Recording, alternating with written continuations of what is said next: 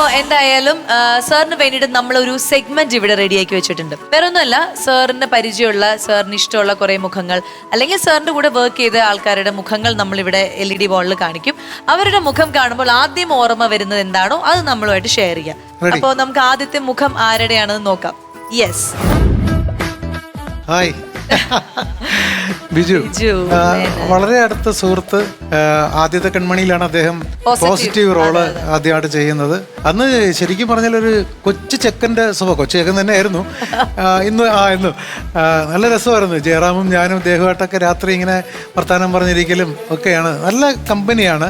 അത് കഴിഞ്ഞിട്ട് അദ്ദേഹത്തെ നായകനാക്കി സത്യഭാമയ്ക്കൊരു പ്രേമലേഖനം എന്നൊരു സിനിമ പിന്നെ ചെയ്തു. പിന്നെ ദില്ലിവാല രാജകുമാറിലുണ്ടായിരുന്നു.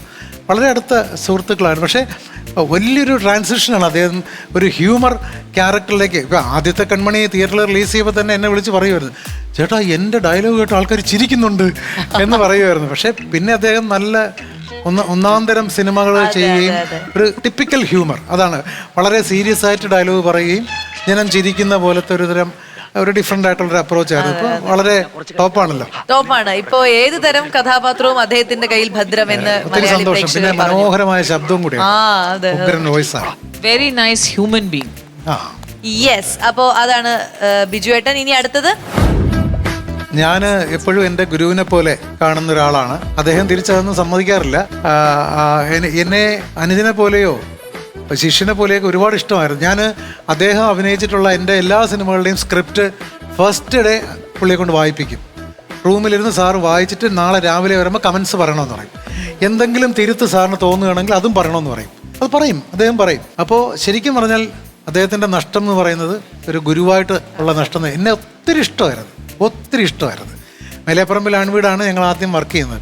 അന്ന് എൻ്റെ അടുത്ത് ചോദിച്ചു, ഈ വില്ലൻ വേഷം കളിച്ച് നടക്കുന്ന എന്നെ പിടിച്ച് നിങ്ങൾക്ക് ഇതിൽ കൊണ്ടുവരാൻ എങ്ങനെ തോന്നിയെന്ന് ചോദിച്ചു. ഞാൻ പറഞ്ഞു, സാർ വില്ലൻ വേഷം ചെയ്തൊരു പരിവേഷം ഉള്ള ഒരാൾ തന്നെ ആയിരിക്കണം ഈ റോള് ചെയ്യണം. കാരണം ഈ മക്കളെയൊക്കെ നിലയ്ക്ക് നിർത്തുന്ന കർക്കശക്കാരനായ ഒരു അച്ഛൻ. പക്ഷേ ഞാൻ പറയുന്ന ഈ സീരിയസ് ഡയലോഗ് എങ്ങനെ കോമഡി ആവും രാജസേനൻ എന്നോട് ചോദിച്ചു. കാരണം അദ്ദേഹത്തിന് ഹ്യൂമറുമായിട്ട് വലിയ ബന്ധമില്ല. അങ്ങനെ സംശയിച്ചാണ് ചെയ്തത്.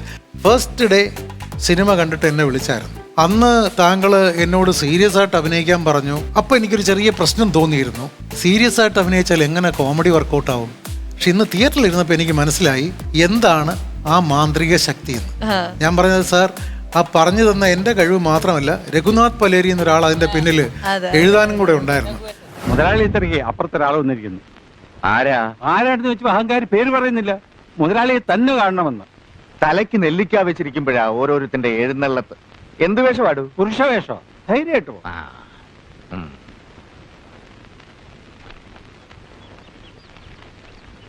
ആരെയാ കാണേണ്ടത്? താനെന്നാ ത്രിവിക്രമൻ മുതലാളി വിളിക്ക്, എനിക്കിത്തിരി ധൃതിയുണ്ട്.